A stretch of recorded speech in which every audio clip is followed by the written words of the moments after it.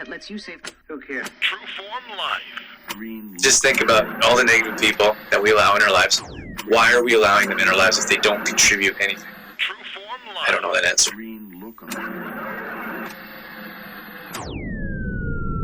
Welcome to Exploring Mind and Body with Drew Tadia. Drew is an expert in nutrition, fitness, lifestyle, and more. And he wants to help you live a healthier, longer, and more active life. Now here's your host, Drew Tadia. Welcome to another edition of nationally syndicated Exploring Mind and Body. Thank you so much for being here. Thank you for tuning in, for being a part of our True Form Life community. We're coming at you with a brand new show. We appreciate whether you're listening on terrestrial radio across the country or as a podcast around the world. We certainly wouldn't be here without you. So stick around. We got all that coming up. This is Exploring Mind and Body. Naturally improve your lifestyle one show at a time with your host, Drew Tadia. So then the food, the waste or the extract of the food has another purpose. So that's feeding chickens. And then that nutrients goes into the eggs. And then we eat the eggs. Like it's a circle. It's like that whole energy I told you about. That was like, if you like to create those relationships, you have to give. You also have to take, but accept. But see, a lot of people just take and take. They don't accept. You try to give them something like, no. But it's a nice form of energy. Like you accept something, like you accept a gift, and then you offer a gift in return. Like I don't know if Tammy's still here, but Tammy, she gave us the casserole. She gave us the cabbage rolls, and then we gave her some magnesium products. Like that, it was just, oh no, you don't have to do that. Yeah, we do, because we want to. Like we want to show our appreciation with a gift in return. Like you don't always have to give something in return, but it's a nice flow of energy. Same thing with the whole chicken thing. Like you have scraps, you feed the chickens, and then the chickens eat the scraps, and then the nutrients go into the chickens, and they go into the eggs, and then someone eats the eggs. Like it's a nice flowing energy, but I feel like a lot of people get stuck on like the extra work. Oh, it's going to be extra work to save my compost. And then what am I going to put the compost in? The compost smells. And then who's going to pick up the compost? Where do I take it? Like, it's just extra work. It's just like a relationship. It's extra time. It's extra effort. But if you want to create those sustainable things in our life, I feel like you have to put in that extra effort. Otherwise, we have cheap plastic toys, and we have, you go to the box store to get everything. You don't have to think about supporting local, and then our oceans are filled up with plastic, and so are our landfills. Like, that's the world we live in, right? We had someone working with us quite closely, and like we had a really good relationship. I thought it was very nice, like give and take, and it's like something happened. I don't know what happened. I feel like something happened in their life, and they just kind of did a 180 on us and like flipped over, and then. I would say it was messy, but it wasn't. Like they tried to make it messy, but we don't put up with that kind of stuff. So we were like, sorry, like see you later. But I was thinking like someone that, and they publicly acted out, and they had a bigger audience. So, I mean, that could have been harmful to us and our reputation, but I wasn't worried about it because of what we stand for and who we are, and because of our supportive community. But I was thinking about that person and that individual and how much hurt they must have been going through. And I strongly feel it had nothing to do with us and had everything to do with them, their circumstances, and probably their past. And it was just ugly and angry, and it was sad just to see them like explode and melt down. And that's what I thought. Like I feel sorry for that person. Like I feel really bad for that individual. And I mean, that was it. Like we moved on. I don't know what they're saying or what they're doing and like, what they're saying about us, but I don't care. Like I've never gone and like looked or searched and tried to find out what's happening with them. But I just feel like I'm just on Sue's comment here about hurt people. And I just thought like how internally disrupted that person must be to do something that, as far as I understand, we only showed them kindness and compassion and tried to help them as much as we could. And then they just turned around and was just like exploded almost. So But I think we could all do a better job of trying to understand people, include myself included, and trying to understand people and what they go through. Because when people lash out at you, in most cases, it has nothing to do with you, and it has everything to do with the other person. So if someone is just continually like self-destructive, it's them. Like they're dealing with themselves. It's not like they're the victim. Like everyone's attacking them. Everyone is doing things to them, and those types of people must be going through. And I don't feel like there's an excuse. Like if you're stressed out and you take it out on your friend or family member, I don't think there's an excuse for that. Like if you're having a rough day and you snap at someone, I don't feel like there's an excuse for that. But you could also be compassionate and understand that they're probably going through some really difficult times, and try to be a bit understanding. But there's that whole accountability piece. Like we have to be accountable to our own actions. And I feel like now more than ever, people are not accountable for their actions, and it's always someone else's fault. And I feel like that's become a thing in our world, in our society. Like nothing that we do is like, none of our actions is our own account. Like it's like, sorry, so I did that because someone else did this, and that's who we've become as a society. And you can't say anything. Could you imagine being a comic right now? That would be the hardest job in the world, because you can't make fun of people. You can't bring up certain topics. You can't talk about politics. You can't even talk about health. Like we're talking about health. My gosh, I've been telling people not to watch the news for years.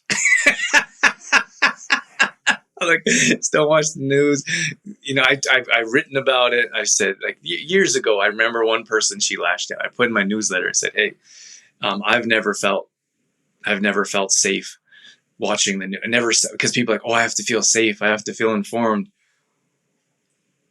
And I said this for years, is that the news is terribly toxic. Like all they do is like, it's all negative. They want clickbaits, and they want people to be in fear, and they want people to be like, raise their emotions and bring them down. It's a whole psychological thing. So for years I've been saying, stay away from the news. Like it's not going to help your health, your mental. And now, of course, we got all this stuff going on now.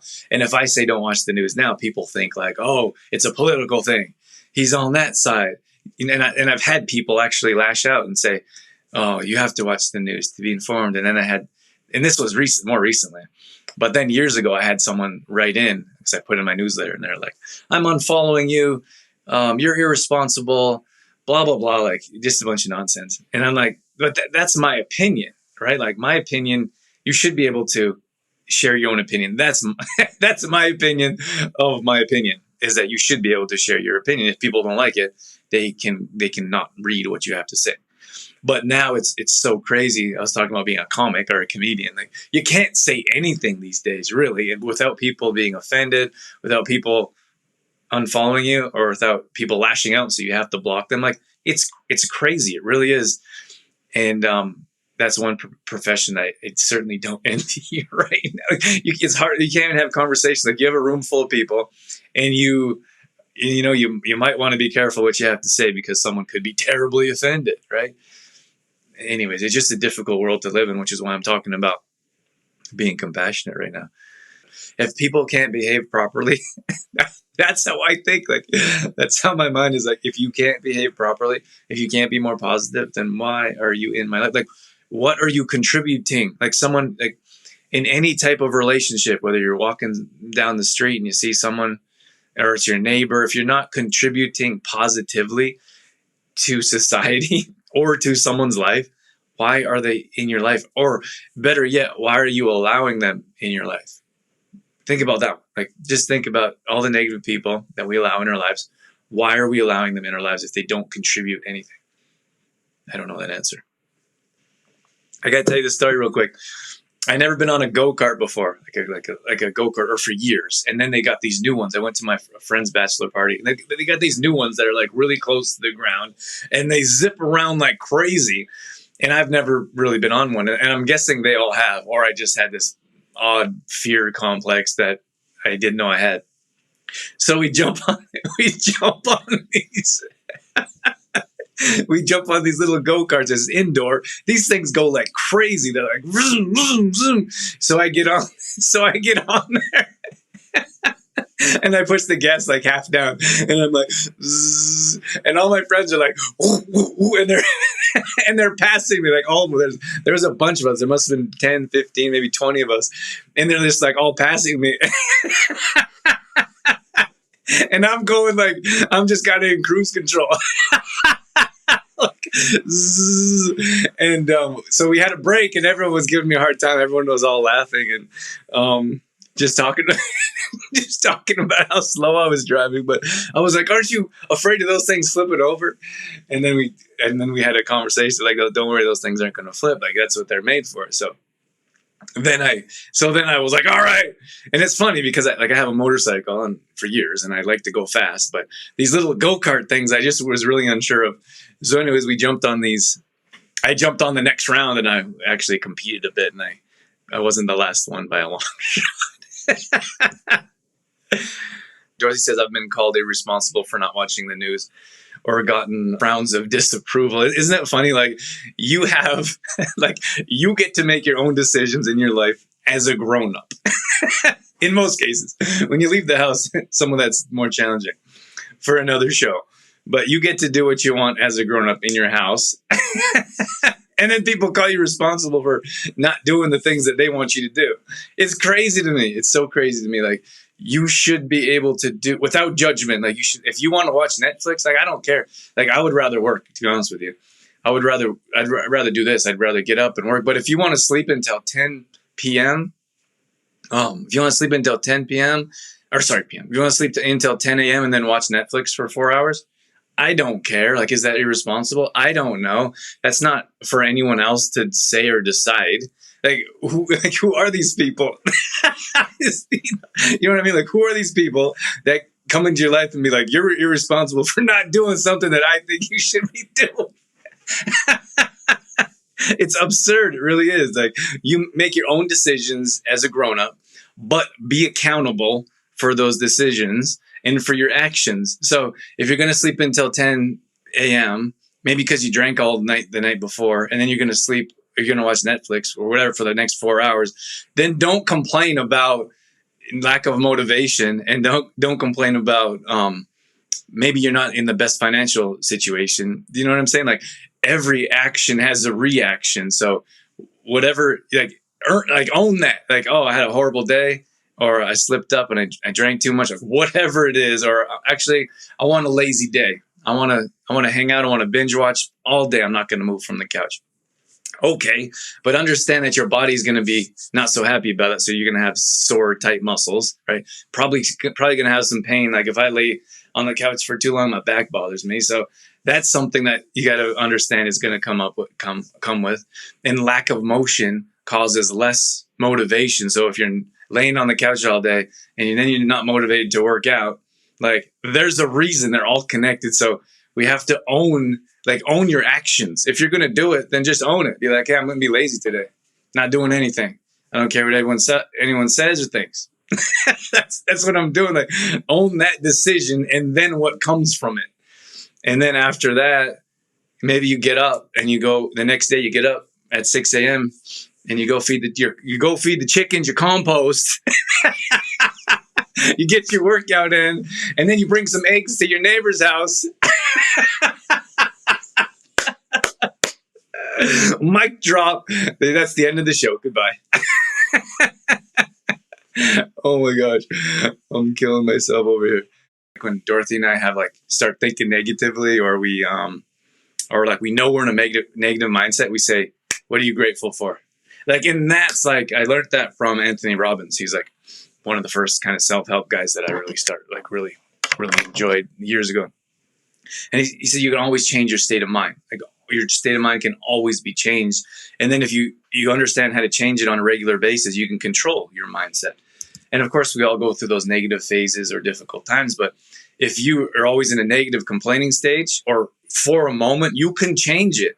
But you have to put in that effort. So that's why Dorothy and I are often 5 things you're grateful for. Let's go. And you don't want to do it. You're like, nah, I don't want to do it. I want to be miserable. But you gotta break out of that. You gotta break out of that mind frame, and you gotta do something different. But that comes from the parents. The parents will put that negativity on their kids, or the lack of accountability. And that cycle's got to be broken somehow. You got to change that mindset. And that's by what I'm talking about is creating those positive, that space between the negativity and allowing room for those positive people to come in your life. It's the same thing with like we talk about the pantry or we talk about the bathroom. The worst thing you can do is get rid of everyone, like get rid of everyone in your life, get rid of all your horrible ingredients, because then you don't learn anything. It's just empty, and you have all this empty space in your life, and you're like, what do I do? So instead of taking everything out of the pantry that's horrible, you put one positive thing in there, one thing with clean ingredients. In the bathroom, instead of getting rid of all your fluoride toothpaste, you'll put one toothpaste in there without fluoride. You get rid of your plastic toothbrush and you get one bamboo toothbrush. It's all different energy when you like cheap plastic, like plastic plant. Get rid of a plastic plant and you put a live plant that actually releases oxygen. And actually, if you like green, most people look at a screen all day or their phones. If you look at green, you actually like stare at green. It actually improves your eye health. So there's all these little things that we can do, but it's all a circle. It's all connected. So instead of getting rid of all the negative people in your life, try to create a little bit of space, and more positive people will come into your life. It's always mind blowing to me when I feel like that, that judgment, like why, what are they doing?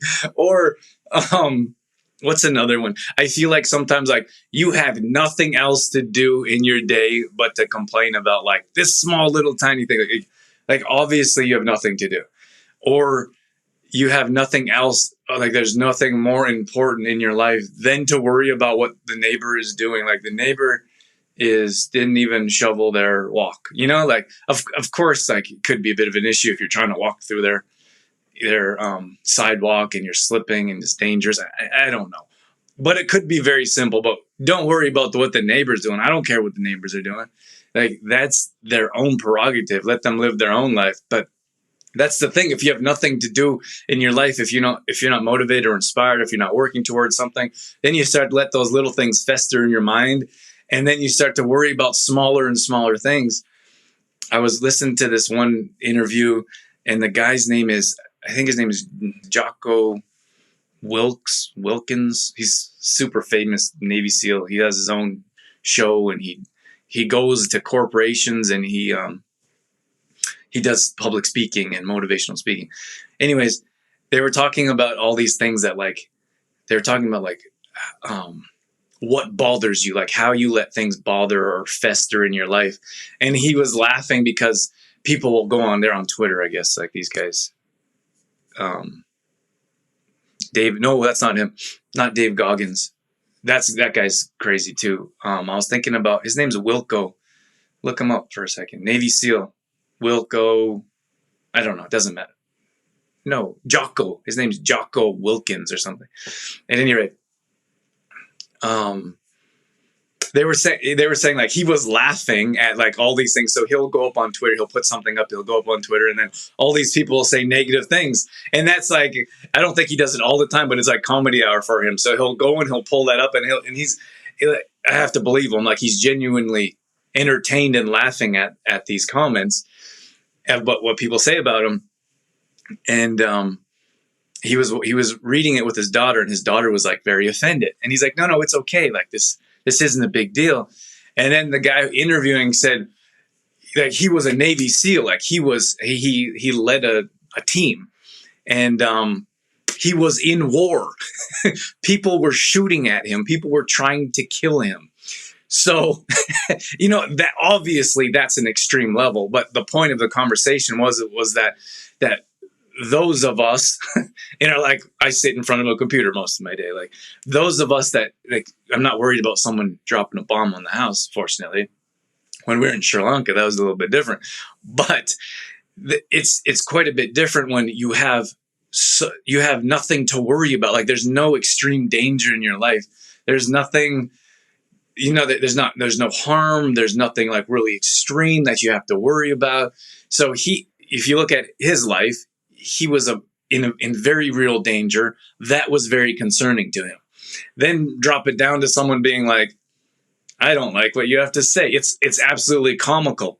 But my point is, what I'm getting at here is, if we have no extreme, or if we have nothing to compare it to, and then we have nothing to do, or we don't have positive people, or we don't look for positive people online, or if we're not active, whatever it is, that gets dropped down here, and every little thing starts to bother us. And every little thing, like the neighbor's cat, or someone drove down our street too fast, and then it festers, right? Then you start writing about can you believe that person drove down the street too fast? I'm going to call the town and complain. We're going to need a speed bump here. Or we're going to need stop signs. Like, it just goes and goes. And maybe that's a big deal to you guys. And I don't mean to insult anyone. If you went and did that, all I'm saying is that because of the small amount, like, we have the fight or flight, like we used, like, that was innately put in human beings because we were in danger of being attacked by animals. So you either had to fight or you ran away. And here's the thing, is that so much, with all this stuff going on, like emotionally, we can't tell the difference between fight or flight anymore. Our emotions are always peaked because what's going to happen on the news? What are they going to tell us we can do? When's the next mandate coming out? What's my next restriction? I'm not going to be able to see your friends and family. So we're always in this state of fight or flight, and and it affects our emotions at such a deep level. But what I'm getting at is, if you don't have anything extreme to compare it to, we just continually let those little things fester. And if I can go back to positivity for a second, you need that gratefulness, you need that positivity, you need those people in your lives to break you out of that mindset of the what's Chicken Little? The Chicken Little said the sky is falling. I thought Jocko was like a jarhead, I thought he was just famous because he was he led Navy SEALs, and he was been through war and all this crazy stuff. But he's actually, like, very well spoken, and he's super educated. And I really like they're starting a gene line for hunters, I think. But they want to create their clothes in America, which I think is amazing. Of course, I'd like to do something in Canada, but like supporting local or Canadian made, American made, I think that's so much better than outsourcing or going to your box store. All that stuff is imported. Dave says, I just read his book last week. I should know his name. Oh, did you read Jocko's book? I'd like to read his book. So I was listening to Jocko's interview, and like, this is like a super smart guy, and like grounded, down to earth, compassionate. So I can't really say enough of him. But you judge people. I think that's normal, right? You just judge people without even knowing them. I don't know. Oh, I don't know if you were here with us at the beginning, but I'm in this learning stage. I got 2 or 3 audio books going right now, and then I got 2 physical books. I actually just got Will Smith's. I'm reading a book about pain, chronic pain. I just got Will Smith's book, and I've been a Will Smith fan forever. So it's actually I'm like a chapter in it. It's like I can't put it down, but then I can only want to allocate so much time because I want to read something else. But any rate, I'd love to check out Jocko's book. So we're at a club. I was at a club with Dave. We were in Hermosa Beach in LA, and Dorothy and I was there, and Dave was there. And a guy it was a comedy club, right? Comedy club, like in most cases, like you probably can't, I mean, obviously you can't go down like the racism trail to a degree. At any rate, at a comedy club, they make fun of everything. They'll make fun of your mom. They'll make fun of they make fun of disabled people. Like there's politics. Like it's no holds bars. If you ever been to a comedy show, hey, you can't, like, they're not going to let kids like alcohol. They're serving alcohol. So we're at these comedy clubs. Like it's a no holds bar. Who was it? The dad from Raymond. Oh my gosh, from Everybody Loves Raymond. Not the dad, the Robert, big tall guy. This is a different time, but he was there, and we're sitting on, what's that row called? I don't know what they call. I don't know. But you sit at the front stage, and they specifically like pick on you and make fun of you, and it's, oh my, I can't even tell you what they're saying. So this is a different time. We're at the club, and they talk about like you should. What I'm saying is like it should be expected. You don't go to a club if you're going to get easily offended. And the guy that was the comedian wasn't even making fun of anyone in particular. And that's what the comedians do. Like they'll go and pick people out, like nice hats, or they make fun of your tattoos, and then they make fun of your girlfriend. He was this one guy who's making fun of his girlfriend, and she had like these really big fake breasts. I don't know how to say that politically correct. And he was just after him the whole time. And the things that he was saying, oh my gosh. So anyways, this other comedian, he's not saying anything in particular. He's just talking about politics. And of course, I don't know who he's making fun of. Probably Trump, because California is Democratic. I think I think she was from Texas. Anyways, it's near the end of the show, and there's a bunch of different comedians that come up on stage, and she grabs a glass. This lady grabs a glass, and she chucks it at the comedian, and it like hits him in the shoulder. He's like, "Damn!" And there's like the ice or the alcohol like kind of like explodes a bit, and she says like she doesn't use very very nice language. I don't want to repeat, but she's like, "I'm not taking any more of this." And she's like, I don't have to sit here through this. Like, and it was just so absurd. That's the thing. Like, if you don't know what's going to happen, then I don't know. Like, you should ask someone before you go to a place like that. It's quite raw. At any rate, so she chucks this glass at him and it hits the comedian. And then the security guards, like, they didn't really like physically, like, she was like stomping out. I think she said something about, I don't know what she said, loving Trump and being from Texas or something like that. It doesn't matter. But the point is that like you can't take that stuff personally. But then going back to that comment that Sue and I were kind of talking about is that obviously she was dealing with her own issues and it had nothing to do with what the comedian was saying. Like she always like hurt in some way, and probably someone else, maybe someone close to her, was saying something about someone she really cared about or really enjoyed or really believed in. And then that memory connected the two, and she just lost it. Like she's probably drunk and couldn't control her emotions. So at any rate, it was a good story for us. So that was the story of. Could you imagine? And of course, the poor comedian. Like I felt bad for him. Like he's a professional guy. I don't know who he was in particular, but he was clearly flustered, and he was like he just couldn't believe that. And like he's a human being, like he's just up there doing his job, like making jokes. That's what they do. And he was like, I just felt really bad for him, like clearly flustered. He couldn't get back on track, and he's like, I can't believe that, because he wasn't finished his act. You know, you have so much time, whatever, how much time they've 10 or 20 minutes per person, and he was trying to like finish his act, but he was just like so flustered. Like he's like, I can't believe she would throw that at me. He's like, I'm a comedian. Like, what does she expect going to come in here? And I just thought. Like now in today's day and age, like trying to be a comedian and talk about anything without being offended or offending someone else, like that's a tough road. But thank you so much. I like just coming in and hang out with you guys. So whatever we talk about, whatever message hopefully is beneficial to you in some way or another. I hope you guys have a great day, and we'll catch you later on. Take care, everyone. True Form Life. All right, that's going to wrap things up for this edition of Exploring Mind and Body. Once again, thank you so much for being here. Thank you for tuning in and being a part of our True Form Life community. You can always find us on Facebook.com/TrueFormLife. We post up there a couple times a day on our story. We're always trying to bring you more content around living a healthy lifestyle, whether that be nutrition, fitness, lifestyle, and more.